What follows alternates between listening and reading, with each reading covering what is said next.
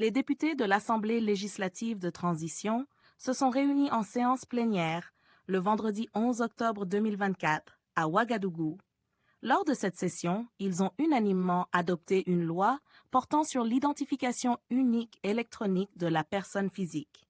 Cette initiative vise à établir un cadre juridique et institutionnel pour l'identification électronique des citoyens au Burkina Faso. La loi adoptée comprend 36 articles répartis en 10 chapitres. Le chef du Parlement, Ousmane Bougouma, a présidé la séance et a exprimé ses attentes quant aux bénéfices de cette loi pour l'exécutif, notamment en matière de planification du développement et de sécurité.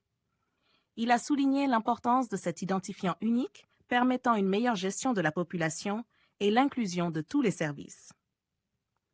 La ministre de la Transition digitale, Aminata Zerbo, a expliqué que le gouvernement s'engage à instaurer un système d'identification unique.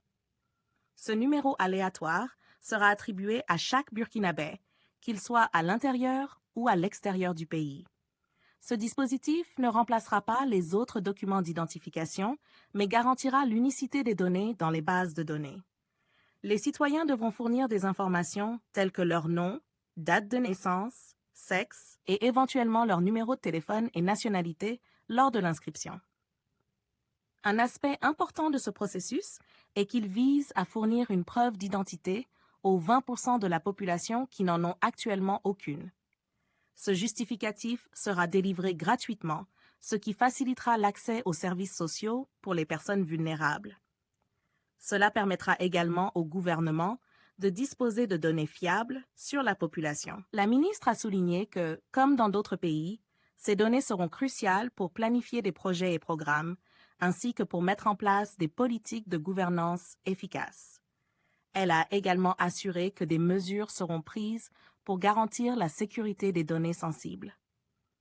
Avec la mise en œuvre du projet Wuri, une phase pilote d'identification est prévue, suivie d'un enrôlement massif à l'échelle nationale.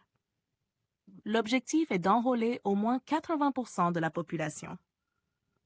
Une fois cette base constituée, la Commission électorale nationale indépendante pourra utiliser ces données fiables pour établir le fichier électoral, évitant ainsi la nécessité d'enrôlement systématique pour chaque élection, ce qui permet de réaliser des économies. Des initiatives sont également en cours pour faciliter le processus d'identification dans les zones confrontées à des défis sécuritaires, en collaboration avec le ministère de la Défense. N'hésitez surtout pas à liker si vous avez trouvé ces informations utiles, partagez votre avis avec nous dans l'espace des commentaires et abonnez-vous à la chaîne pour ne rien rater de nos prochaines vidéos. Merci.